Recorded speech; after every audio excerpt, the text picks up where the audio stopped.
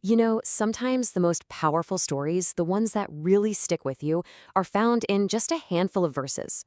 Today, we're going to dive into only 3 verses from the Gospel of Matthew, chapter 14, verses 34 through 36. They tell us about Jesus' arrival in a really special place called Gennesaret, and what they reveal about the land, the people's faith, and Jesus' reputation is just incredible. Okay, so to really get what's going on in these verses, we have to start with where it's all happening, because this wasn't just any old spot on the map. The first century historian Josephus, a guy who actually saw it with his own eyes, called Gennesaret the ambition of nature. He said it was so unbelievably fertile that it produced all kinds of crops all year round. So, what was the big deal about this place? Let's get our bearings for a second. If you look at the map here, you can see Gennesaret. It was this small but super important agricultural area on the northwestern shore of the Sea of Galilee, sandwiched right between Capernaum and Magdala. In fact, its name is even thought to come from a Hebrew word for garden, which tells you everything you need to know about how people felt about this land. I mean, this place had it all. It was like a perfect storm of natural goodness. It had its own special microclimate, incredibly rich volcanic soil, and tons of freshwater springs. This combo created a true breadbasket for the region, pumping out figs, olives, and grapes year-round. It was a major economic hub for both farming and fishing, which means it was packed with a dense, thriving, and very well-connected population. And that brings us right to our first verse, Matthew 14, verse 34. And when they were gone over, they came into the land of Gennesaret. Now, with everything we just learned, we know this isn't just a quiet landing on some random beach. No way. They're arriving in a bustling, famous region, absolutely full of people. And that context makes verse 35 hit even harder. And when the men of that place had knowledge of him, they sent out into all that country round about and brought unto him all that were diseased. The reaction is instant and it's massive. They don't just recognize him, they immediately become messengers themselves, spreading the word with unbelievable speed.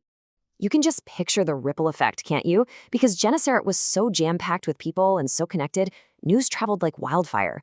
The second Jesus is recognized, the word just explodes through the markets and the villages, and this huge mobilization begins. People start bringing their sick relatives and friends from all over the area.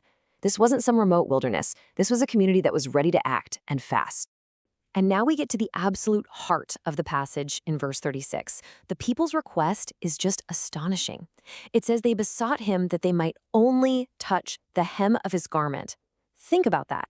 They didn't ask for a special prayer or a big speech or even for Jesus to touch them directly. They believed that the smallest, most indirect contact was all they needed. And you have to ask, why? Right? Why that specific request? Why the hem of his garment? This was not a random choice. This was an act that was absolutely loaded with cultural, historical, and even prophetic meaning. To really understand their faith, we have to understand what it was they were reaching for. So the hem, or the corner of a Jewish man's outer robe, would have had these special tassels, which are called tzitzit. Now, these weren't just for decoration. They were actually commanded way back in the Old Testament, in the book of Numbers, to be a physical, visible reminder for the person wearing them to remember and obey all of God's commandments. So, in a way, they were reaching for a symbol of perfect obedience to God's law. But wait, there's more. It is almost certain that the people of Gennesaret had heard the incredible story from Matthew chapter 9, the one about the woman who had been suffering for 12 long years. She was healed by doing this exact same thing, reaching out in faith to touch the hem of his garment. Her amazing story of healing had almost certainly spread all over Galilee, and it set a powerful example that inspired the faith of this huge crowd. And this connects to something even deeper, something that goes all the way back to messianic prophecy. The prophet Malachi wrote that the Messiah would rise with healing in his wings. Well, here's the amazing part. The Hebrew word for wings can also be translated as the corners or the edges of a garment, exactly where the tzitzit were. So by reaching for the hem, the people were acting on a profound belief that Jesus was the fulfillment of that very prophecy. So what was the result of this incredible, multi-layered, powerful faith? Well, the verse ends with one of the most amazing statements of healing in the entire Bible, and as many as touched or made perfectly whole. Not just a little better, not just patched up, but perfectly whole, completely restored. Every single person who reached out in faith was healed. So, when we bring it all together, the healings at Gennesaret become so much more than just a list of miracles. It's this beautiful moment where the physical world perfectly mirrors the spiritual world. That unique, incredible fertility of the land was matched by the fertile, ready faith of its people.